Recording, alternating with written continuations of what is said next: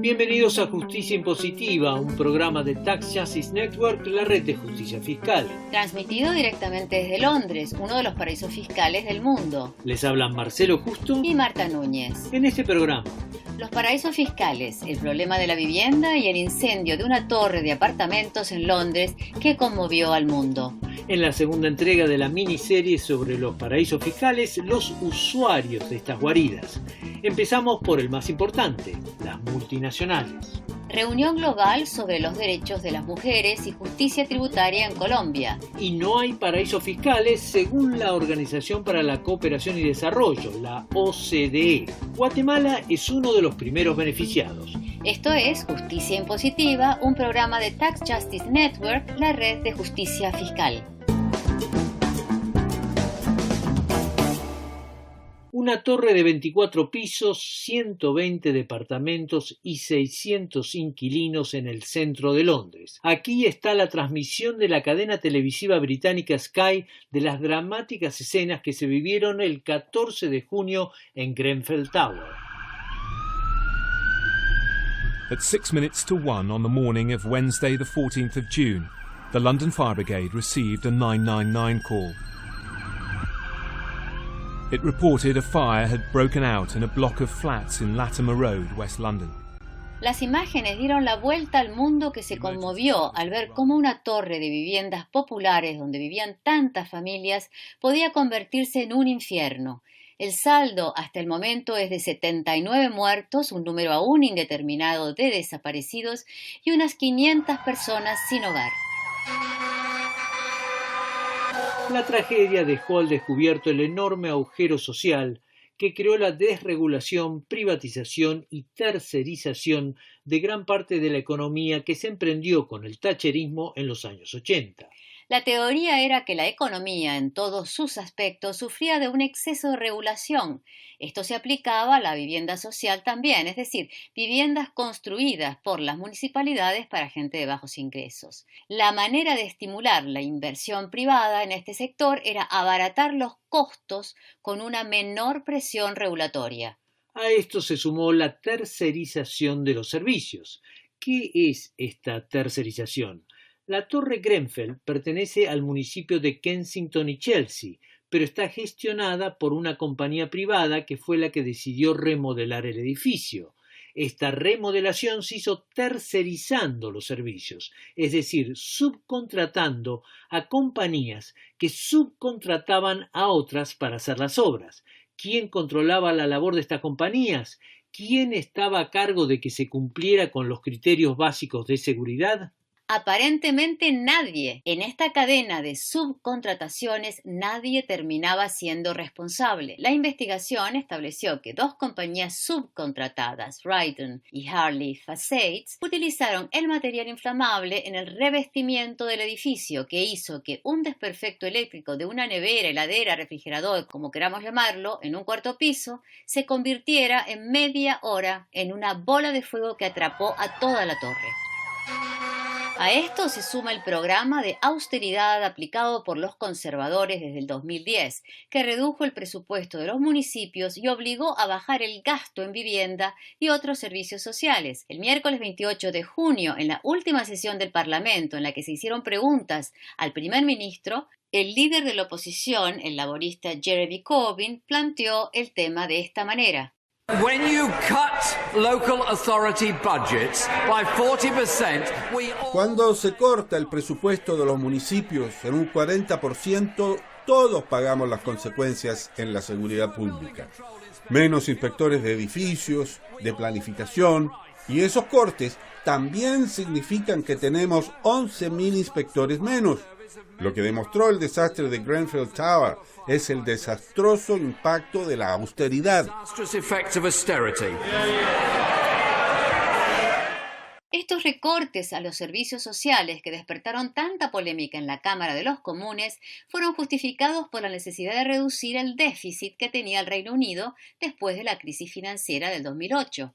Hay una ironía indudable. El déficit británico se disparó porque el sector público tuvo que rescatar al sector privado, es decir, rescatar a los bancos que habían causado la crisis especulando en la ruleta financiera internacional con la invalorable asistencia de los paraísos fiscales. El argumento era que el país tenía que vivir de acuerdo a sus posibilidades, es decir, tenía que ajustar el gasto social causa del déficit. Pero como siempre decimos en Justicia Impositiva y no estamos inventando la pólvora, el déficit fiscal depende de la relación de dos elementos, el gasto y la recaudación. Es decir, se puede decir que se está gastando más de lo que se tiene, pero también se puede decir que se recauda menos de lo que se necesita. Y esta recaudación se ve muy resentida por la evasión fiscal en paraísos fiscales, que, según algunos cálculos, es de 100.000 millones de libras en el Reino Unido. No solo eso, el incendio de Grenfell Tower dejó al descubierto el grave problema de la vivienda en el Reino Unido. Desde el programa de privatización de la vivienda social del thatcherismo en los 80 ha habido un creciente déficit habitacional. A esto se sumó la adquisición especulativa de vivienda en Londres que disparó los precios. Y acá nuevamente vemos la sombra de los paraísos fiscales. En el municipio de Kensington and Chelsea, donde se encuentra la Torre Grenfell,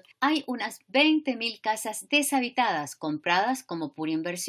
Se calcula que al menos un 7% de estas propiedades pertenecen a compañías con sede en paraísos fiscales. En Londres, el cálculo es que un 10% de la propiedad tiene un dueño con sede en paraísos fiscales. El escritor y activista George Turner llevó al gobierno a la corte en el 2015 por la falta de vivienda social. Turner explicó a Justicia Impositiva el impacto que esta presencia de los paraísos fiscales tiene en el tema de la vivienda. The average house price in London is now more than 14 times the average income of a Londoner. Hoy el precio de la casa promedio en Londres es 14 veces más caro que el salario medio. El precio está mucho más allá de aquello a lo que puede acceder la gente. Y los que están impulsando este desequilibrio son estos propietarios con sede en paraísos fiscales que están perpetuando esta crisis de la vivienda. Hay muchos rusos, chinos, gente de distintas partes del mundo. Muchos de ellos lo hacen como una inversión, otros como una manera de evadir impuestos. Y lo peor es que los que compran no son para usar, sino como pura inversión. Así que tenemos muchas casas vacías en momentos en que hay una crisis de la vivienda.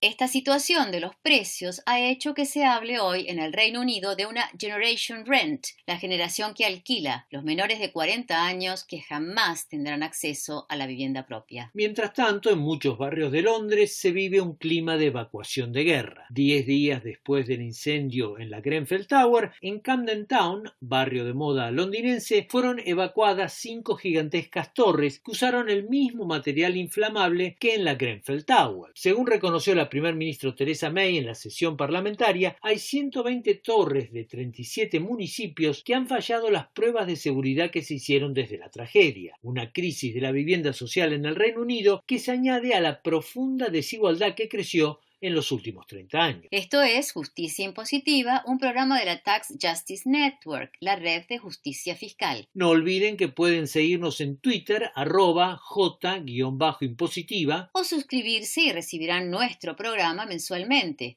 Escribir a justiciaimpositiva15@gmail.com.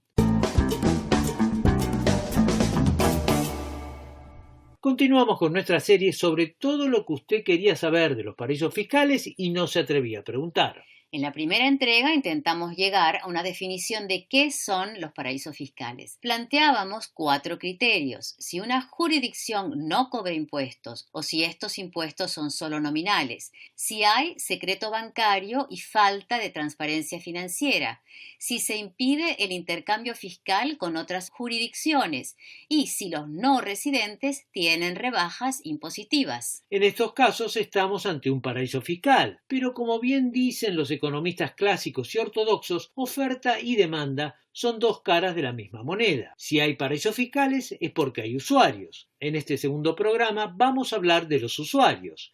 Y le hacemos una pregunta a ustedes, muy queridos oyentes. ¿Quién es el más importante usuario de paraísos fiscales? 3 posibilidades: la mafia, las multinacionales, las grandes fortunas. ¿Quién es el que más usa los paraísos fiscales?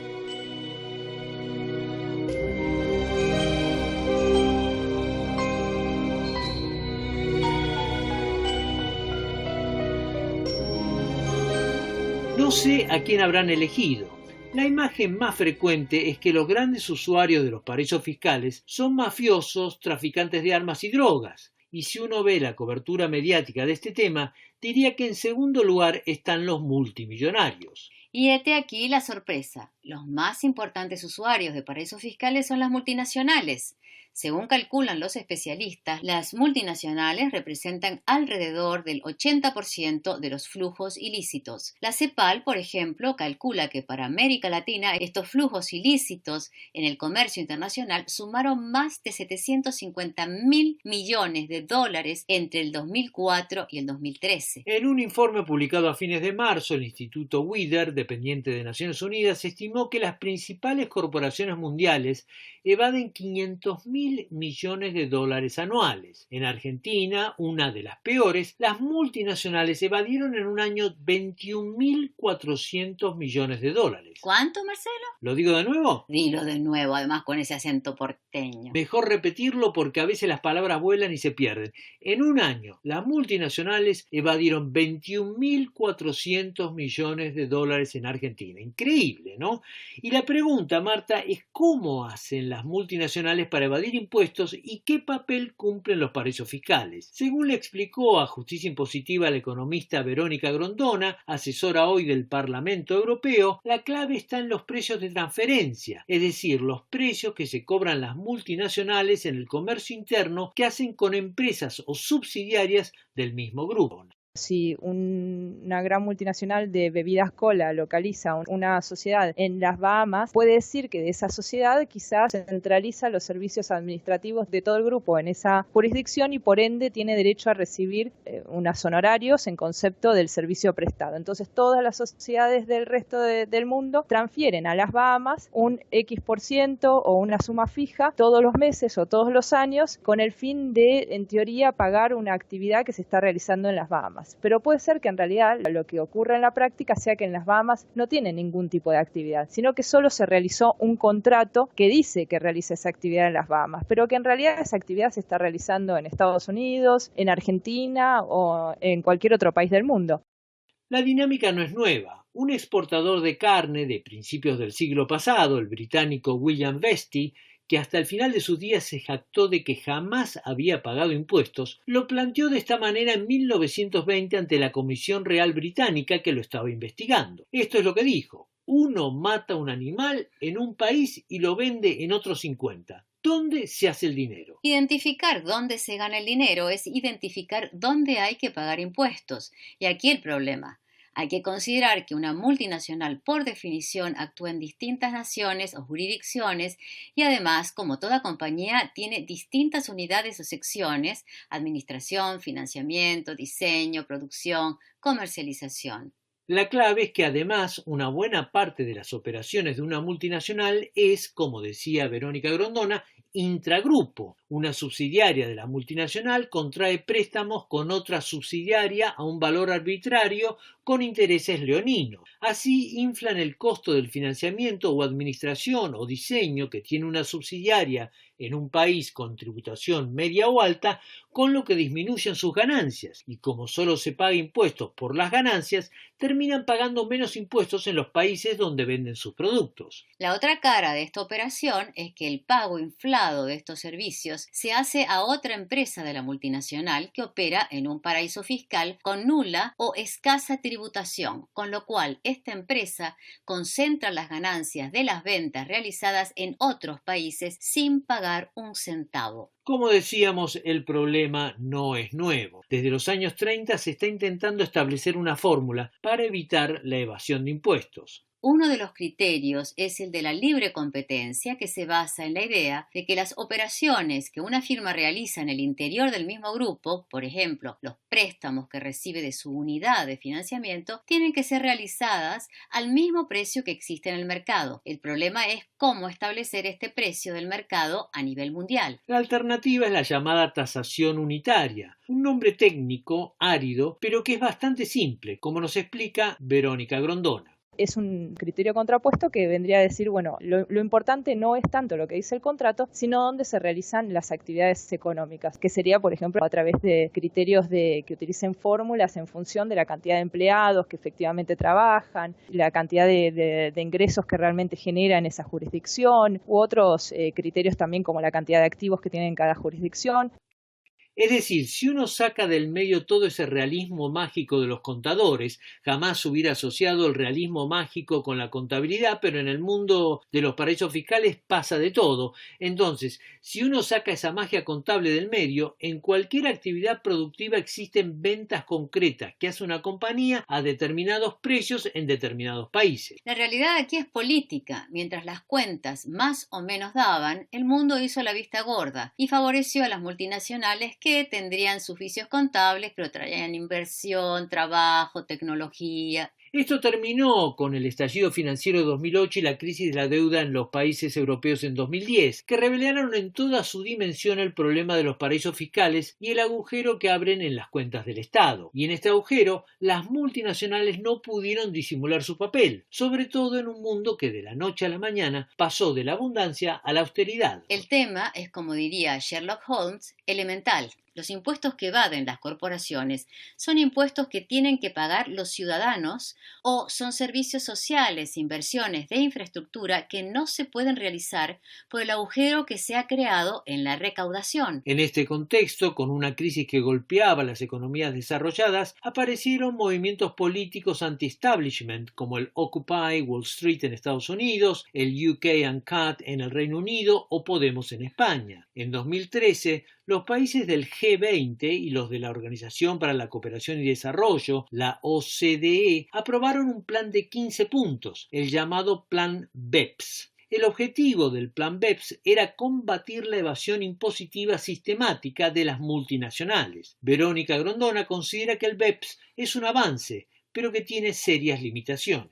El plan de acción BEPS de la erosión de la base imponible y el desvío de utilidades consiste en 15 acciones que atacan varios de los problemas que tienen que ver con la evasión y la elusión tributaria. Estos problemas son, por ejemplo, por un lado, las cláusulas de los tratados de doble imposición, por el otro lado, lo que tiene que ver con precios de transferencia, la economía digitalizada o digital y lo que es el reporte país por país. Todas, sin embargo, a mi gusto, tienen varios huecos. Quizás el mayor de los problemas del plan de acción BEPS es que está pensado desde el marco de la OCDE y la OCDE no integra a los países en desarrollo, por más que tratan de trabajar en lo que llaman en un marco inclusivo. La realidad es que los países en desarrollo no son invitados más que para conversar, pero no tiene mucha repercusión.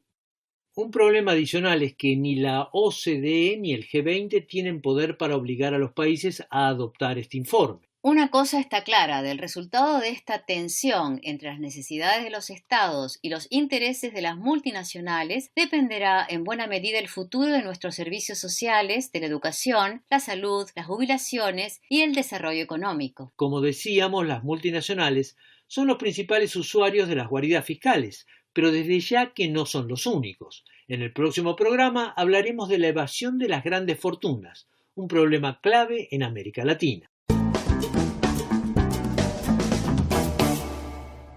Entre las muchas diferencias que hay en el mundo está la de los sexos, masculino y femenino.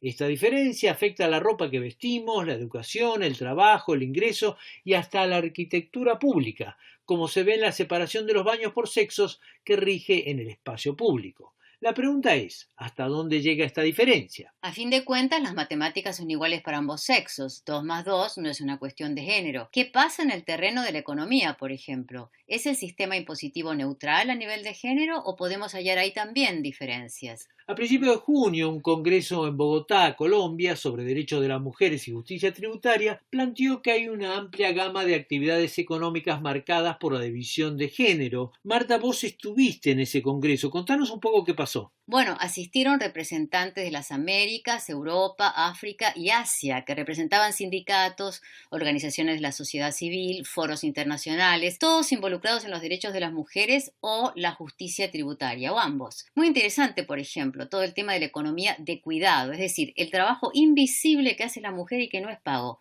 como el trabajo del ama de casa, el cuidado de niños y niñas, ancianos, ancianas, discapacitados, discapacitadas, que sostienen el funcionamiento social. Lo que se exploró fue un enfoque de género aplicado a los temas de justicia impositiva. Una de las exponentes en este congreso fue Corina Rodríguez Enríquez, economista del Consejo Nacional de Investigaciones Científicas y Técnicas de la Argentina, el CONICET. La economista le señaló a Justicia Impositiva que la interacción entre género e impuestos tiene que entenderse a partir de la inserción de ambos sexos en la estructura económico-social.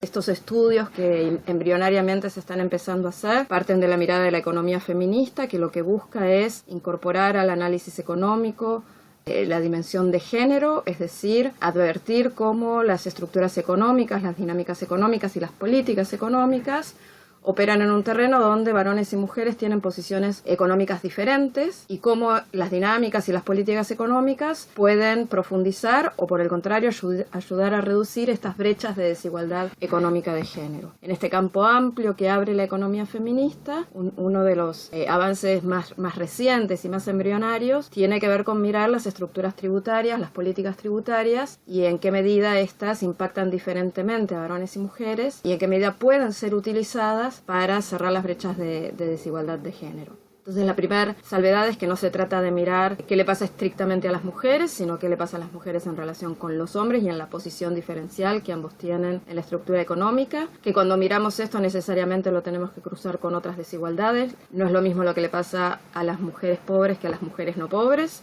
y lo mismo con los hombres.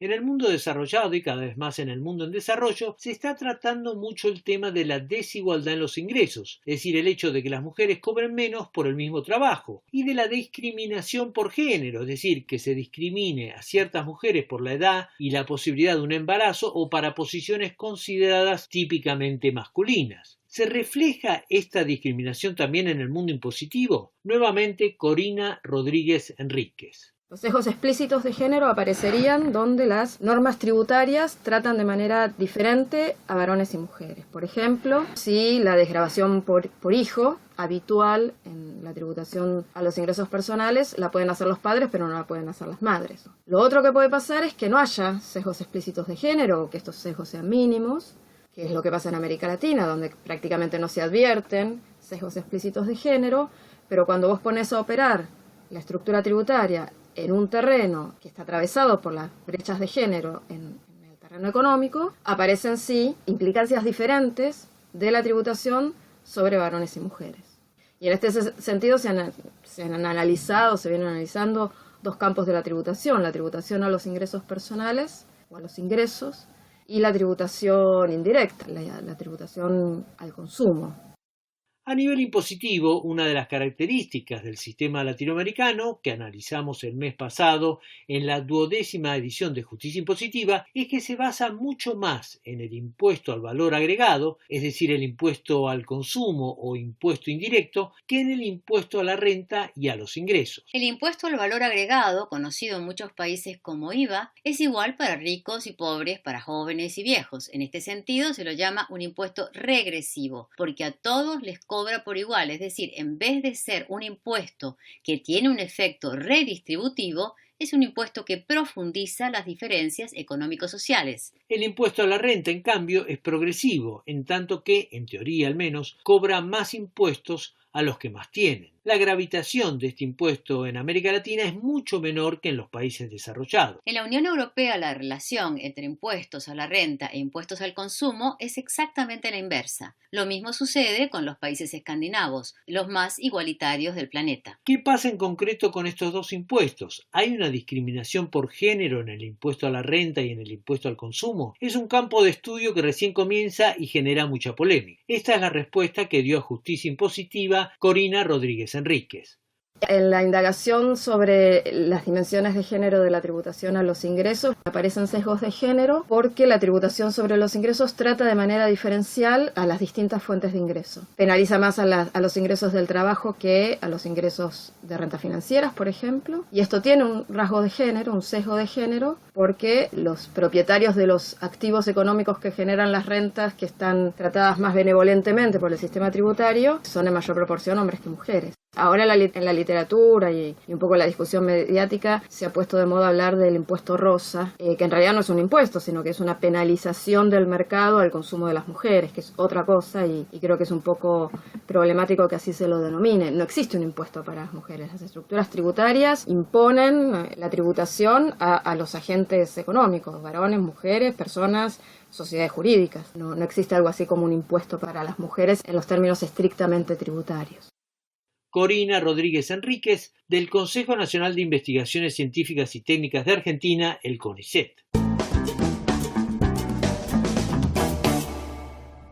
La Organización para la Cooperación y Desarrollo, la OCDE, agrupa a 34 países desarrollados y en desarrollo, desde Estados Unidos y las naciones europeas hasta Turquía y México. La OCDE ha estado en el centro del debate sobre los paraísos fiscales. En el mes de junio publicó una lista de las jurisdicciones no cooperantes en las que hablaba del gran progreso realizado en la lucha contra la evasión fiscal a nivel mundial. La prueba de este gran progreso es que de las 8 naciones que había como naciones no cooperantes en la aplicación del estándar de transparencia financiera, solo ha quedado un miembro, Trinidad y Tobago. El resto del mundo, desde las Islas Caimán hasta Panamá o Andorra, son hoy cooperantes o prácticamente cooperantes, es decir, que según la OCDE se acabaron los paraísos fiscales. Una broma realmente de pésimo gusto, indigna de una organización que emplea tantos cerebros aparentemente economistas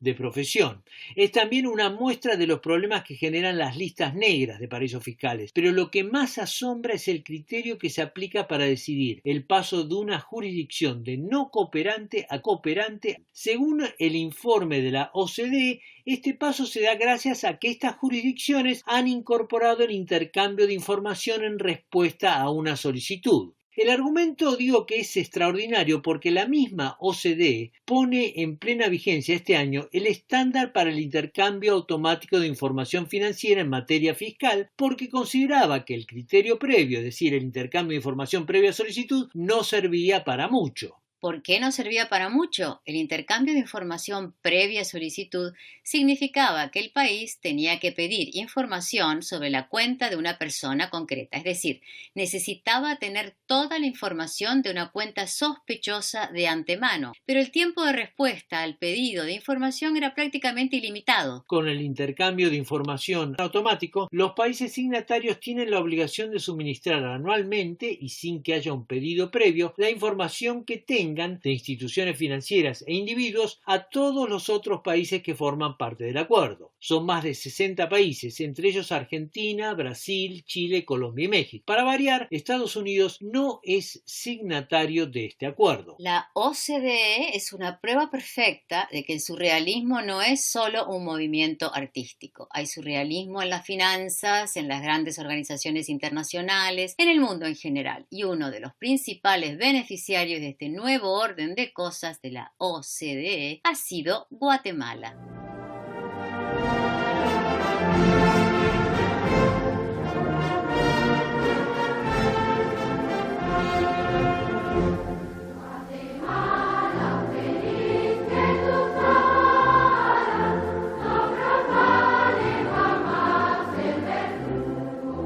El himno de Guatemala, considerado por algunos especialistas como uno de los más bellos del mundo. El 9 de junio, el presidente de Guatemala, Jimmy Morales, entregó al secretario general de la OCDE, Ángel Gurría, la ratificación de la Convención sobre Asistencia Mutua en Temas Impositivos para subrayar el compromiso nacional con la transparencia financiera. Un día antes, Morales se había reunido en el Palacio del Elíseo con su anfitrión, el presidente de Francia, Emmanuel Macron, donde explicó que este tema era uno de los que más preocupaba a su gobierno. He pedido al presidente Macron que después de todos los procedimientos de depositar esta ley que hemos aprobado en Guatemala para compartir información, Guatemala pueda salir de esta lista negra en donde hemos permanecido por mucho tiempo. Justicia Impositiva dialogó con Abelardo Medina, director del Instituto Centroamericano de Estudios Fiscales, ICEFI, quien explicó el interés del gobierno de salir de esta lista. El ministro de Finanzas logró, por medio de una buena cantidad de cabildeo, que se aprobara el acuerdo para el foro de transparencia. Entonces, no vemos que sea un avance trascendental, pero por lo menos atendiendo a la histórica opacidad de las autoridades del sistema tributario y bancario en el país, pues sí es un paso adelante. No creemos que esté siendo más utilizado que como una potencial herramienta de publicidad para decirle al resto del mundo, miren, ya somos transparentes, ya nos pueden considerar transparentes, ya podemos intercambiar información, ahora ya pueden ir a invertir a Guatemala, ya no tenemos el riesgo de que en algún momento algún país de la OCDE o de otros países nos puedan imponer alguna sanción. En Guatemala, por ejemplo, la autoridad tributaria no podía pedir información al sistema financiero porque se suponía que violaba el secreto bancario. A nivel de secreto bancario, Guatemala era una especie de Suiza de Centroamérica. Este secreto bancario se aplicaba para cuentas de guatemaltecos y de extranjeros, es decir, que si Francia le solicitaba información a Guatemala sobre una cuenta determinada, la autoridad tributaria no podía dársela a Francia porque el banco no se la podía dar porque existía el secreto bancario. Tanto era así que Francia le había impuesto un costo adicional a los franceses que quisieran invertir en Guatemala por esa opacidad financiera. En este sentido, el acceso que ahora las autoridades tributarias tienen a las cuentas de individuos es un avance. Pero como dice el mismo Abelardo Medina, la situación dista de ser ideal. Todavía tenemos muchos aspectos que mejorar para que el sistema tributario y fiscal en general funcionen apropiadamente. Todavía hay muchos problemas de transparencia. Un ejemplo es cuando uno nota el índice que prepara Tax Justice Network y en donde Guatemala sigue estando dentro de los 20 países más opacos del mundo. Por supuesto que esperamos que como consecuencia de esta aprobación y de la ratificación por parte del Congreso del convenio con el Foro de Transparencia Global de la OCDE, pues ya se mejoren un poco las condiciones, pero internamente no han cambiado diametralmente. Todavía hay mucha opacidad tributaria, todavía hay muchos privilegios a determinados grupos, todavía hay un sistema tributario poco justo, ¿verdad? Abelardo Medina, director del Instituto Centroamericano de Estudios Fiscales, ICEFI. Y así llegamos al final de esta edición de Justicia Impositiva, un programa de la Tax Justice Network, la red de justicia fiscal. No olviden que pueden seguirnos en Twitter, @J_impositiva. O suscribirse y recibirán nuestro programa mensualmente.